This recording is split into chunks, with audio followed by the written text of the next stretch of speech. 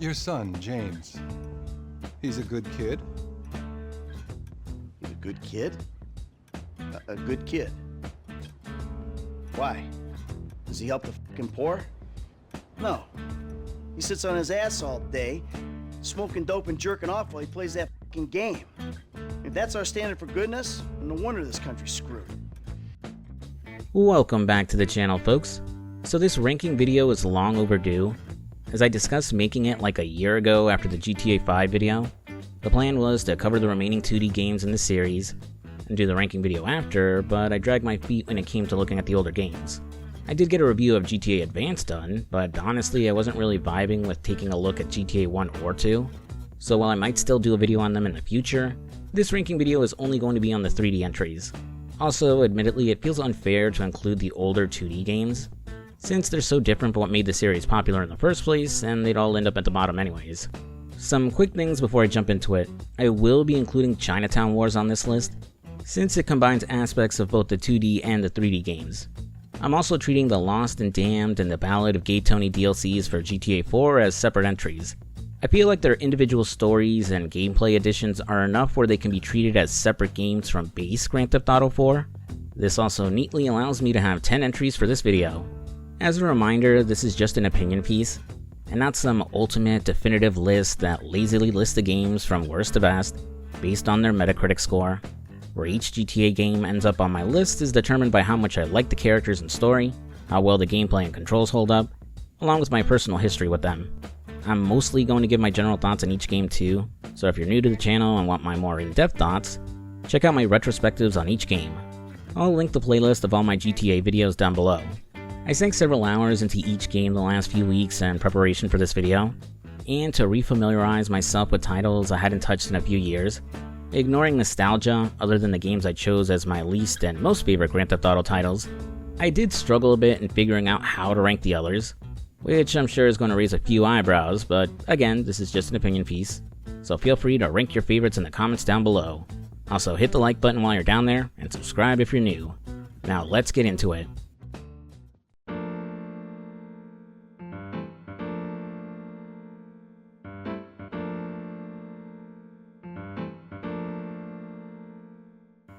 Grand Theft Auto 3. Its release is easily the second biggest world-changing event of 2001.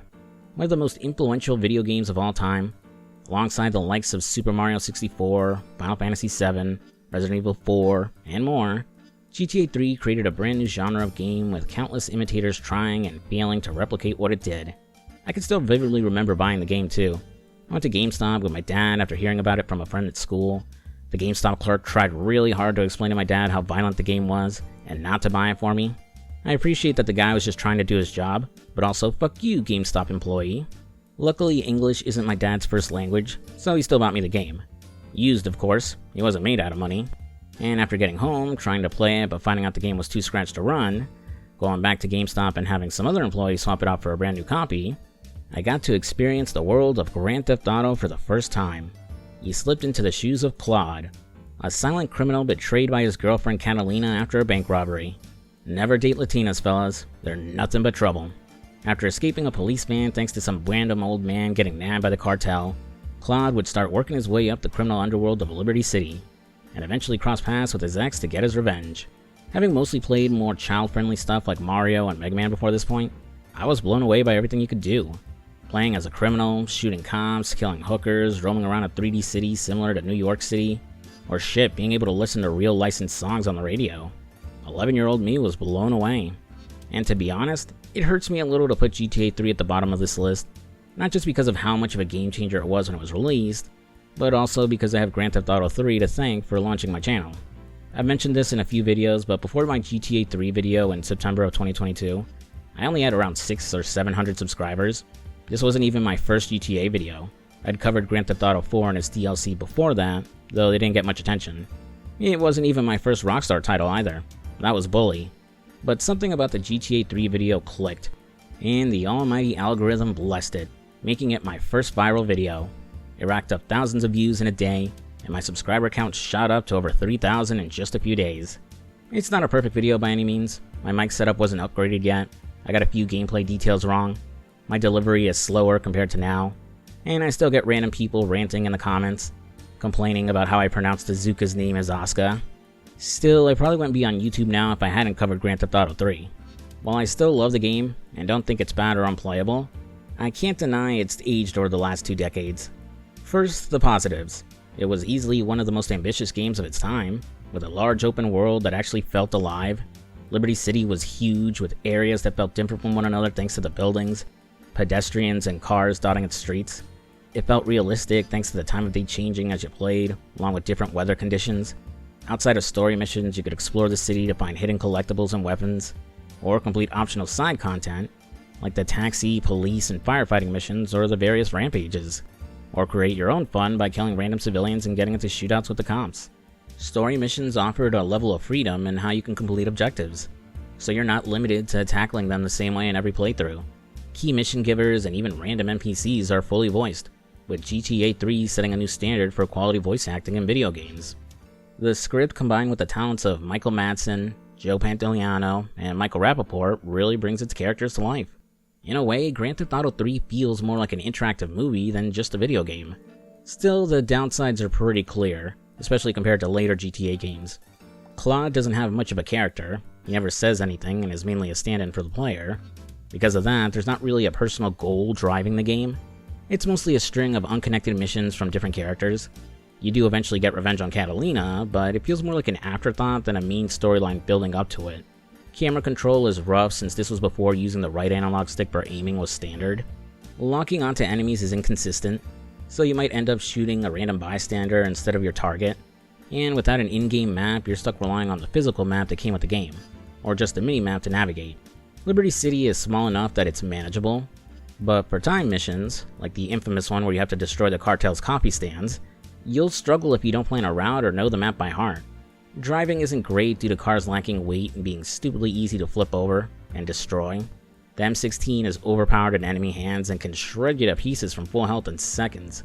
Best demonstrated in the mission where you have to kill Kenji and escape his goons. And while the majority of missions are a fairly reasonable length, GTA 3 does lack a checkpoint system, so failing and restarting the more difficult missions is brutal. All those factors combined end up making GTA 3 the most difficult game in the series too. So while I still love the game and consider it perfectly playable, every GTA game that came after it ends up improving on its various faults.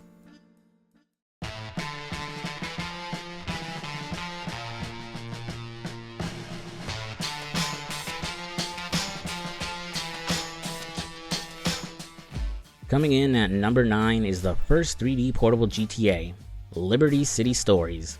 A prequel set a few years before the events of Grand Theft Auto 3, this time around we're playing as Tony Cipriani, who was a mission giver and capo in the Leone crime family in the first game.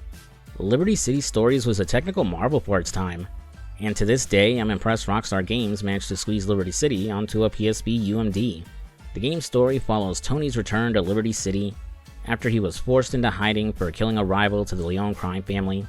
While the family is grateful for his work and Salvatore welcomes him back with open arms, Tony doesn't receive the status and recognition he's due, and instead he's forced to work his way up the ranks again. Due to releasing after the GTA trilogy was complete on the PS2, Liberty City Stories would bring over features from the newer games, like being able to ride a bike around the city and unlocking various costumes for Tony. The game's camera and controls were also improved, no longer feeling sluggish and clunky like the original GTA 3. Even with the PSP's button layout and the lack of a second analog nub, it still controls great. While I love Liberty City Stories and played it non-stop back in the day when it first came out, it really does end up feeling like just a slightly better version of GTA 3. The story is better, but still feels like a loosely connected series of missions. Initially, it works as it follows Tony's rise to power, and the Leone family taking control of Liberty City. But the main villains, the Sicilians and Massimo, barely show up. Massimo only appears once before the final mission. The game's cast is also probably the smallest of all GTA games, with very few mission givers, and a good bulk of the missions just end up coming from Salvatore Leone. Important NPCs are also sparse, making it feel like only Salvatore and Tony are part of the Leone family. We get a brief cameo from Mickey, but there's no sign of Luigi or Sal's son Joey, even though Joey's mentioned and his garage is already set up in the city. I'm also not a big fan of the changes they made to returning character Donald Love. In GTA 3, he's this calm, mysterious real estate tycoon. Aside from wanting to start a gang war to lower property values, you never quite know what he's thinking. especially regarding that strange package you steal from him, which is never explained. Here, Donald Love is an over-the-top weirdo running for mayor, lacking the professionalism and cunning he had in GTA 3. And he's a cannibal now, for some reason. He does go through his own arc during Liberty City stories, eventually becoming the wealthy tycoon we meet later, but his characterization still feels off. The game is also noticeably easier than its console counterparts, with shorter missions and smaller set pieces overall, but that's hard to criticize since it was designed as a portable game. The whole point of handheld gaming was that pick up and play style. Quick bursts of gaming while you're on the go or waiting around somewhere. That's actually what I loved about it back in the day. Most likely, Liberty City stories probably didn't have a huge budget, which might explain the reused assets, limited cast, and lack of celebrity voices like Tony's original VA, Michael Madsen. Though depending on when development started, scheduling might have been an issue with Madsen, since he just finished playing John Tanner in Driver 3 the previous year, and would voice Shimano in Yakuza the following year. Terada, you pretended to betray Nishiki and take sides with me, but I saw right through you! I think if the game works, perhaps there'll be a new game called The Return of Shimano. I like some of that. yeah, so do I. Overall, while I still love Liberty City stories, and even consider it better than GTA 3, it doesn't do much to stand out within the series. That's why I think 9th place is a fair ranking for it.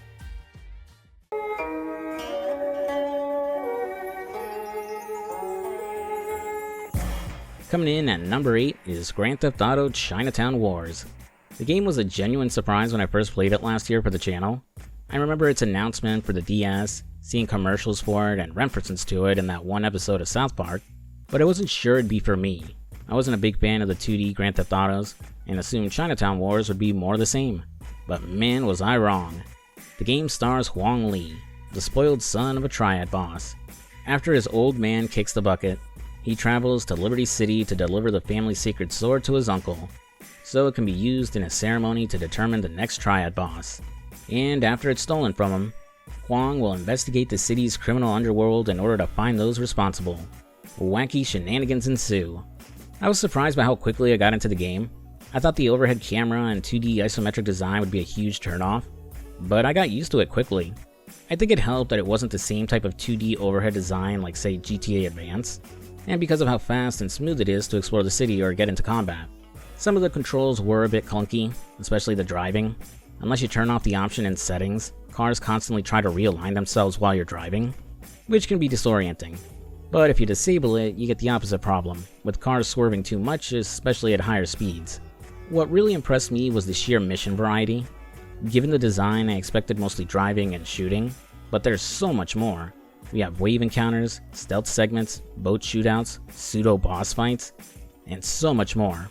And oof, I had no idea how addictive the drug-dealing side mission was.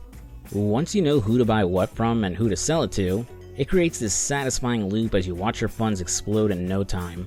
The game is perfect for quick sessions on the go, and I totally get why Chinatown Wars really blew up in popularity once it hit the PSP and later mobile phones. Too bad the mobile version hasn't been updated in years and isn't playable on most modern OSs. The game's music was also another surprise, with catchy, original tunes for scenes and characters, a rarity for this series outside of menu music and the licensed soundtrack. The radio music wasn't half bad either, with some great tracks from Deadmau5 included. Also, despite the lack of voice acting, I found the game's cast surprisingly memorable. Huang is a smartass who doesn't take anything seriously and constantly snarks at everyone, even high-ranking triads who could easily order his death for disrespecting them. The story itself is solid.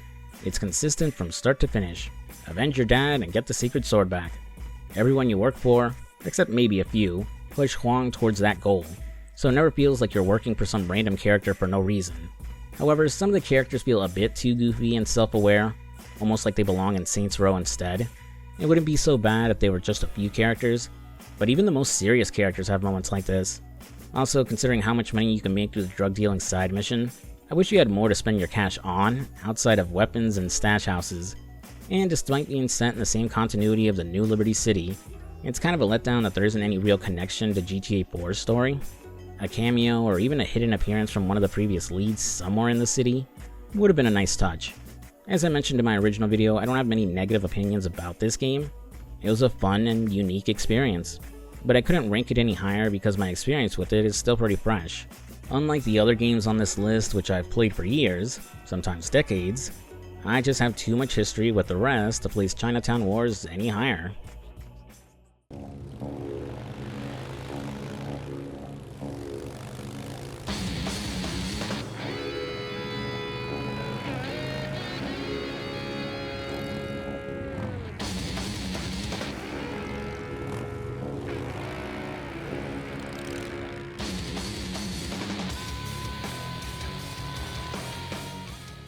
Coming in at number 7, it's the Lost and Damned DLC for GTA 4. Briefly meeting him during the main campaign, the DLC's lead is Johnny Klebitz, the BP for the Lost Motorcycle Club. Taking the role of active president while the club's real president Billy is in rehab after getting arrested, Johnny has done his best to run the MC and maintain a peace with their rivals, the Angels of Death. All that hard work crumbles once Billy returns, as he immediately undoes the truce with their rivals and creates a schism within the Lost MC. Johnny constantly butting heads with Billy, leading to a civil war within the MC, and eventually the destruction of their chapter of the Lost.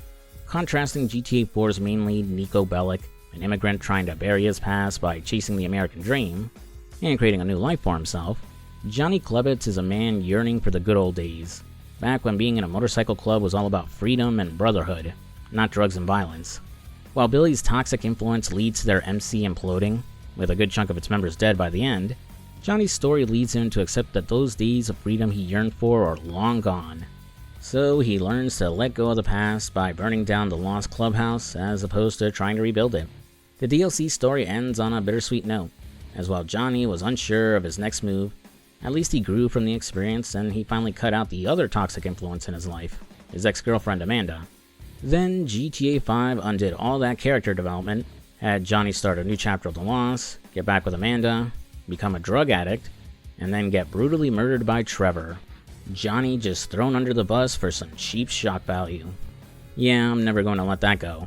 The Lost and Damned is pretty beefy for a DLC expansion, offering an 8 to 10 hour experience. The story is faster paced, gets you into the action quicker than the main game, and improves mission design by making them less scripted. It had more mission variety and introduced more fun weapons that pack more power compared to those in the main game. Made even better as you could use quite a few of those new guns while riding on your bike too. I enjoyed the new mechanics like getting healed while riding with your club or calling in backup during missions. Calling backup isn't about increasing your firepower either, it changes how you can approach missions. You have the option for more muted responses instead of blasting everything in sight, giving you stealth options or having Clay and Terry serve as distractions for you. While I like the story and most of the characters, the majority aren't fleshed out much beyond Johnny and maybe Billy. The other senior members of the club, Angus, Clay, and Terry, appear frequently, but don't add much to the plot. We never really get to know them or understand their thoughts as the club starts falling apart. There's some ideas floated around like Johnny developing a new relationship with a woman he helps in a mission named Martha, but it doesn't go anywhere. An unfortunate side effect of being a DLC with half the length of Grand Theft Auto 4's main campaign. I've long since come around on my opinion of GTA 4, but when the Lost and Damned DLC first dropped, it was a breath of fresh air. While still gritty and serious, it added lighter moments, had varied missions that aren't strictly linear, and Billy was a fairly good villain even if he's just a one-note piece of shit. Also, I didn't really catch on to it when I first reviewed the DLC a few years back, but Johnny's beef with Billy and the collapse of the MC kinda reminds me of what happens with the Vanderlyn gang in Red Dead 2. Though Billy lacks the charisma Dutch has, is more like Micah. Also, Johnny is less Arthur Morgan and more like John Marston. They even share the same first name and both have facial scars too. Well, look at that. I don't really have many complaints about the Lost and Damned DLC outside of its length and carrying over some clunky mechanics from the main campaign. The only thing holding it back, and why it ended up in the low end of my rankings, is because it's just a DLC. And its story isn't as impactful as other games in the series.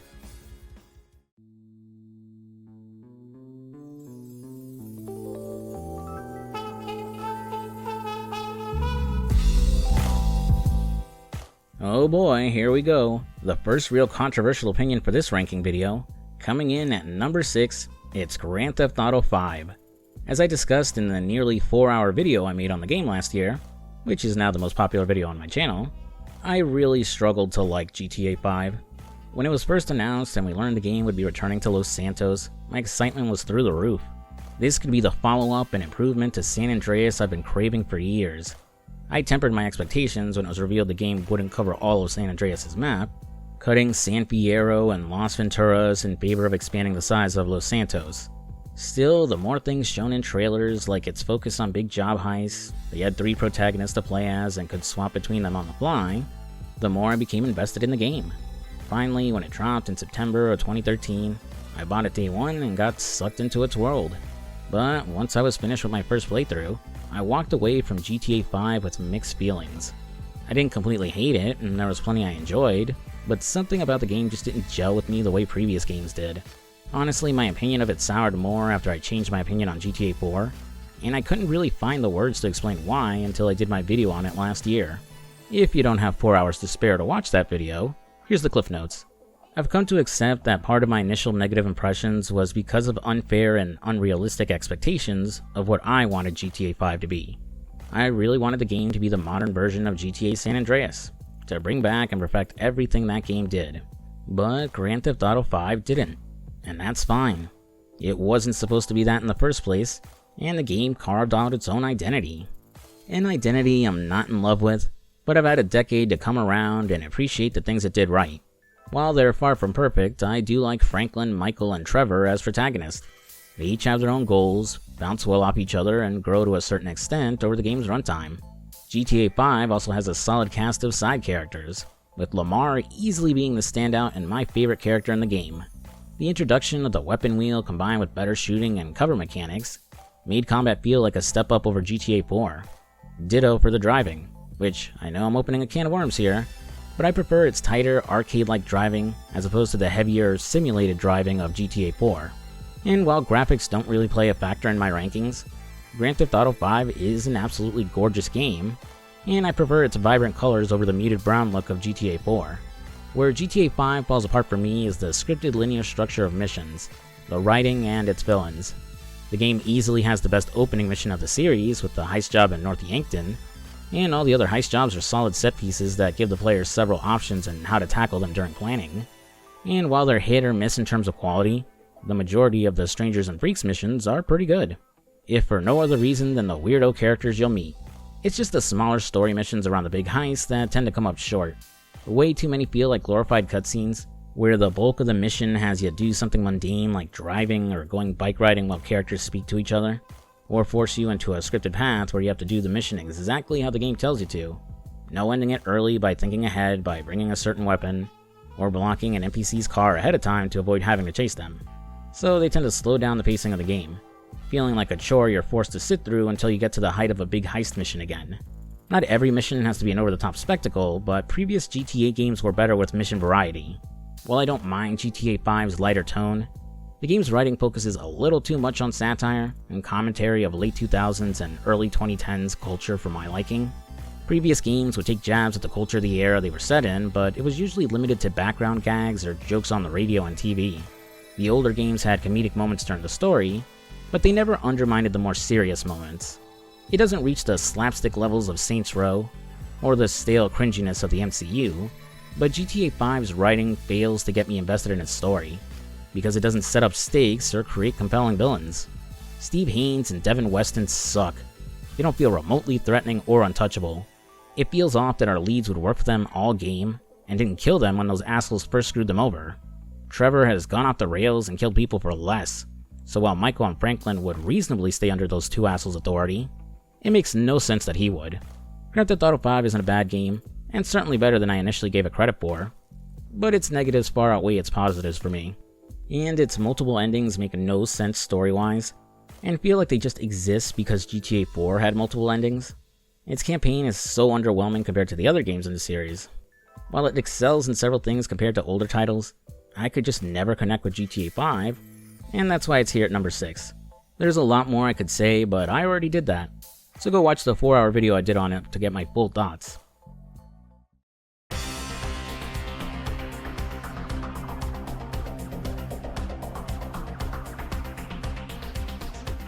Coming in at number 5 on my rankings, it's Vice City Stories.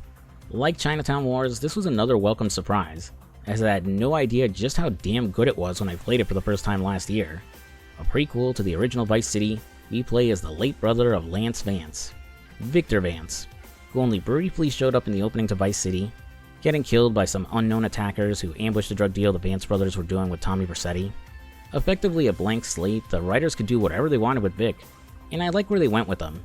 Unlike every Grand Theft Auto lead who start their respective titles already being a criminal, Vic doesn't. Instead, his story starts with him enlisting in the army in order to support his family. He's against doing anything shady or illegal, and only does so at first because his commanding officer Jerry Martinez exploits Vic's need to make money. He only becomes a criminal after being kicked out of the army because Martinez set Vic up and threw him under the bus to cover his actions. Vic isn't a saint. I mean, he didn't even try to find honest work and immediately turned to crime. But he isn't a psycho who relishes committing crimes like some other GTA protagonists. Vic wasn't even interested in harder crimes like dealing drugs at first and only got roped into it by Lance. While Liberty City Stories was a great experience, it felt like a scaled-down version of a GTA game, designed to fit the limits of a portable console. Vice City Stories, on the other hand, feels like a full-blown console experience in every way. Everything here feels bigger, bolder, and more ambitious, feeling like a proper sequel to Vice City and not a scaled-down port. The missions are more challenging, there's a wider cast of NPCs, more varied side content, and a storyline that mirrors but doesn't completely copy Vice City's story. The game has several characters from the original Vice City return, and their celebrity voice actors also come back. Danny Trejo returns as Umberto Rovina, Gary Busey as Phil Cassidy once again, and Philip Michael Thomas steps back into the shoes of Lance Vance. Each one brings their A game, expanding on their characters, and providing plenty of memorable and hilarious moments, especially Trejo with Umberto's weird obsession with balls. The game took it a step further by having Phil Collins show up and play himself. One of the best missions of the game has you trying to protect him from assassins while he's in the middle of a concert, and singing In the Air Tonight. I gotta wonder how they managed to get Phil to star. Was he a mutual friend with someone at Rockstar? Or maybe he's a big fan of the games and approached the developers about appearing in a GTA game? If anyone knows the story behind that, comment down below. Vice City Stories may not have the massive scope of San Andreas, but it takes the right lessons from each game in the trilogy to create something really special. Vic has several costumes he'll unlock over the game, and like CJ, he can swim too. Swimming makes Vice City feel so much bigger, and allows for more missions set on the water since you don't have to worry about dying when you hop off your boat. Vice City Stories' standout feature is empire building. It combines the best aspects of asset missions from Vice City and gang warfare from San Andreas, turning it into a compelling side activity for making money. It can be a chore to get going at first, and defending your businesses can be annoying, but once you've built a sizable empire, the huge amount of cash coming in makes the whole thing worth it. Then there's Vic's story, which is surprisingly bittersweet, and had me way more invested than I expected. I wouldn't quite put it on the level of Nico's story, but it definitely stands out. Vic Vance is a refreshing change from the typical GTA protagonist, and knowing that he dies at the start of Vice City, I couldn't help but feel a bit heartbroken that he didn't get a happy ending, especially with Luis at his side. It's surprising to me that more people don't talk about this game. You'd think that with both PSP games getting PS2 ports, they'd have gotten more recognition, but for some reason, Vice City Stories remains underrated. It's not perfect, some missions feel like trial and error, controls get awkward, and gang attacks can be a real nuisance, especially when they ambush you right outside the hospital after you respawn. Still, I walked away from this game seriously impressed, and honestly, it hit the right spot at a time when the lack of a new GTA release has left fans like me feeling drained and craving something fresh. This game, which I'd completely overlooked, turned out to be exactly the kind of experience I've been missing for years. A satisfying, unique take on GTA that brought back the excitement I haven't felt in a decade. I wish I could rank it higher, but like Chinatown Wars, my experience with it is still fresh, and the top 4 have left a much bigger impact on me.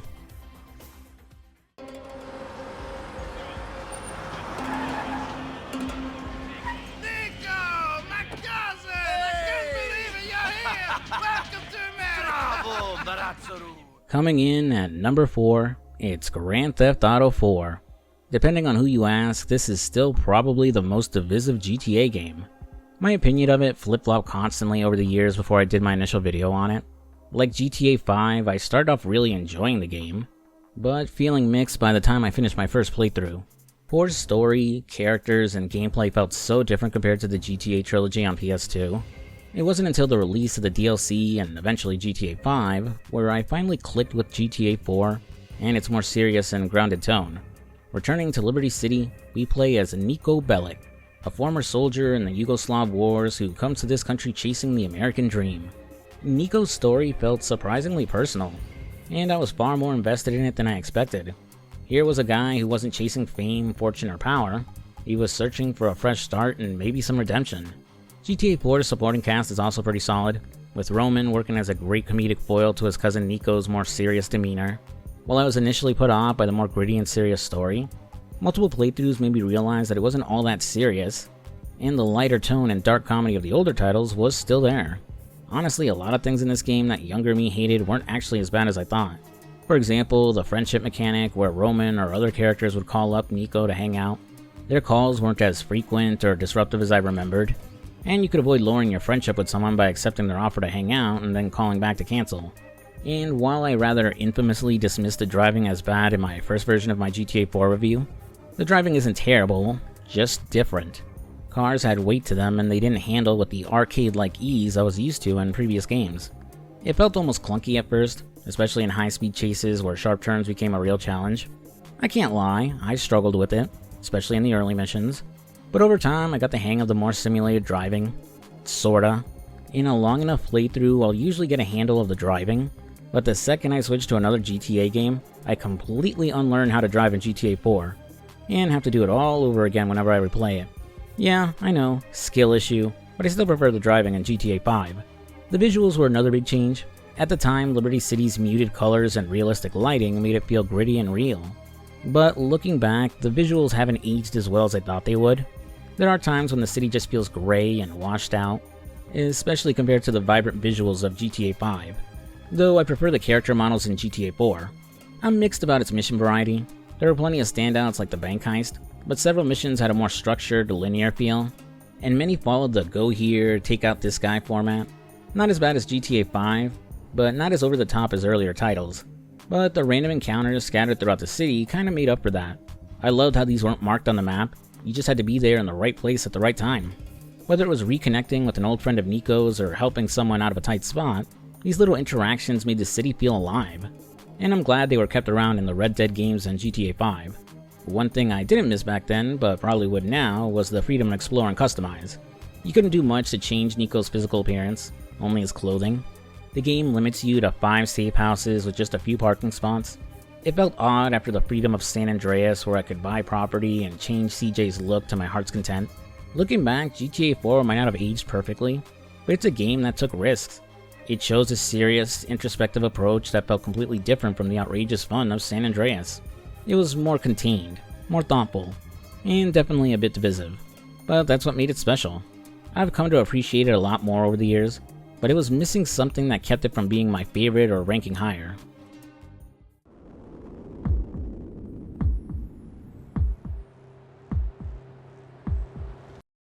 Which segues nicely to number 3 on my list, The Ballad of Gay Tony. The DLC was exactly what GTA 4 needed back at release, a breath of fresh air over the overly serious and scripted base game.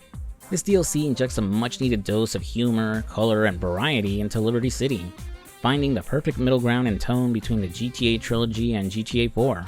The DLC's lead, Luis Lopez, might be my favorite GTA protagonist, and at least in my opinion, is more likable than Nico.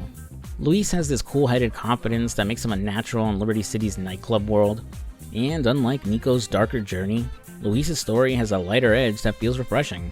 He's still a criminal, sure, but he's trying to be a legitimate businessman but is held back by his wreck of a boss, Tony Prince, aka Gay Tony. Luis is probably the most relatable GTA protagonist for me too, partially because we're both Latino, but I can also sympathize with his rocky relationships with his friends and family. The cast surrounding Luis is full of fun, over-the-top personalities that add so much life to the game. His boss, Gay Tony, is a wreck and a bit neurotic, but he's a good guy at heart who genuinely cares for his protege. The eccentric billionaire, Yusuf Amir, is my favorite in the DLC, and ranks high as one of my favorite GTA side characters. His wild missions remind me of classic GTA mayhem, with absurd jobs like stealing a tank or an entire subway car. The added mission variety keeps things from getting dull, and makes the moments in The Ballad of Gay Tony considerably more memorable than the base game, or The Lost and Damned, finding the perfect balance of classic GTA chaos and modern mechanics. It's the variety I felt was missing in the main game, and it keeps the DLC exciting from start to finish.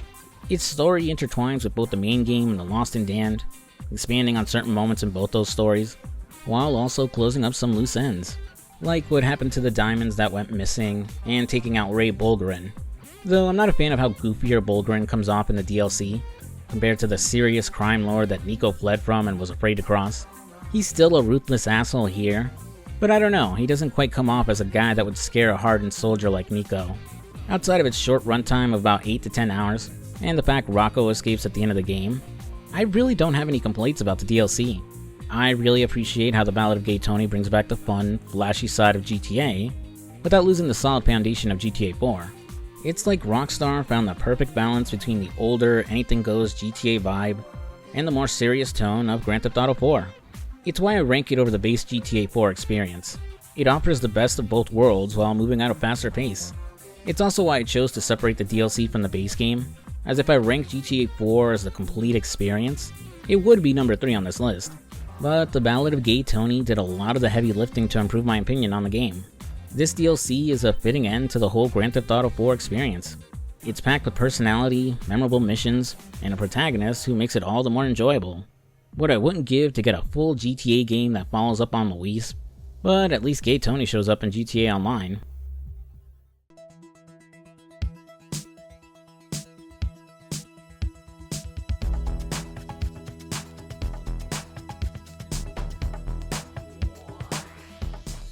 Coming in at second place, it's Grand Theft Auto Vice City.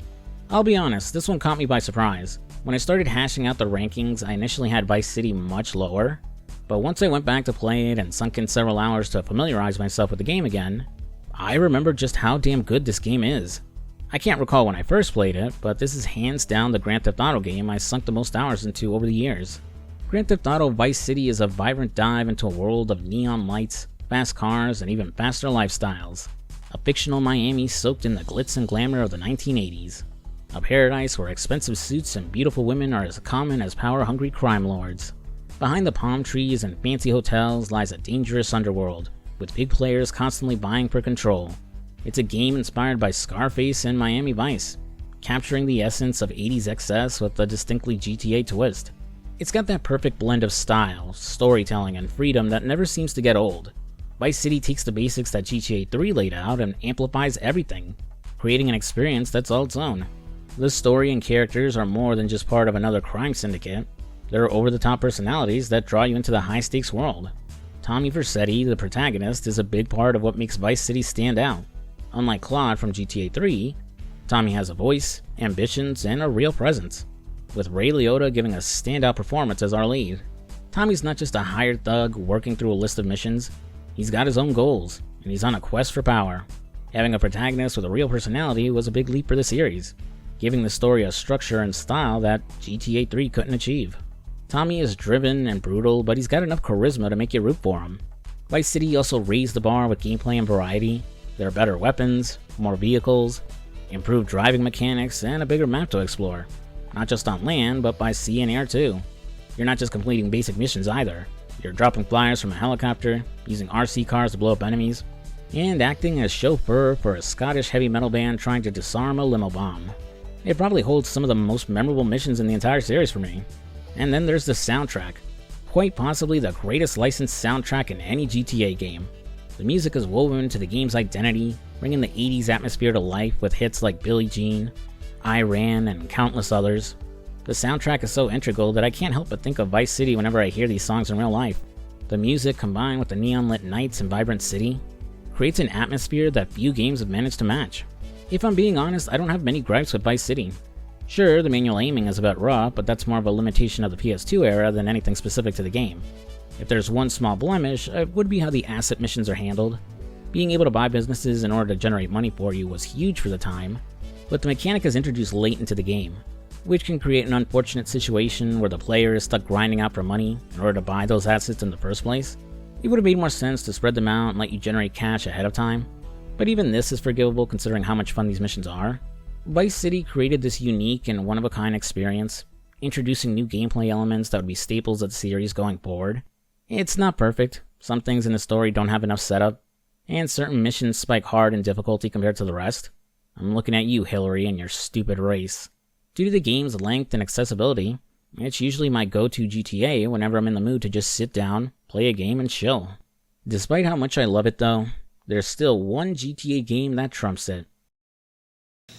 Set in the early 90s in a city full of gangs and drugs, Grand Theft Auto is an epic game with storytelling and action that makes it a masterpiece.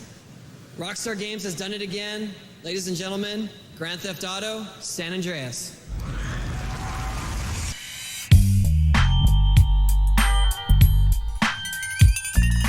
Couldn't have put it better myself, Tony Hawk. Coming in at number 1, and to this day still my favorite GTA game, Grand Theft Auto San Andreas. Where do I even start with San Andreas? This game is a masterpiece, the culmination of everything Rockstar built up in the previous games, but on a scale that's still hard to believe. It's a massive open world that, at the time of release, eclipsed anything else out there. From the urban sprawl of Los Santos to the deserts of Las Venturas, the sheer size of the map is staggering. What makes San Andreas special isn't just the size, it's how alive the world feels. Each location invites exploration, and the map is full of secrets and little details that kept fans coming up with myths and stories about what might be hiding in the game. Back then, the internet was still new, so word-of-mouth rumors about Bigfoot or aliens. Being in the game added even more mystery to an already complex world. And with all the vehicles San Andreas added, like the jetpack and the hydrojet, getting around this massive world was half the fun. Rockstar didn't just give us one city, they gave us 3. Los Santos, San Fierro, and Las Venturas each have their own feel, with unique designs, NPCs, cars, and even mission styles. It's incredible how distinct each city is, and between them you have smaller towns and settlements, each with its own atmosphere and sometimes its own secrets. The variety and environments make exploration rewarding, and it feels like every corner of the map has something worth checking out.